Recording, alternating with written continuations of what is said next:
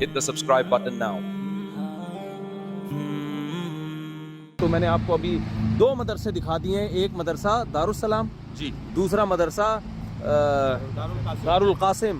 اور اب یہ مفتی یاسر صاحب جن سے ایک دفعہ پوڈ کاسٹ میں نے کی تھی, کیسر راجہ صاحب بھی تھے اور دوسرے صبور صاحب تھے, تو ایتھیزم کے خلاف یہ بڑا کام کر رہے ہیں. اور اب فراغت آپ کی کہاں سے؟ میری دارالعلوم دیوبند سے. دارالعلوم دیوبند سے ان کی فراغت ہے, یہیں کے نیشنل ہیں, انگلش ہٹو بچوں بولتے ہیں.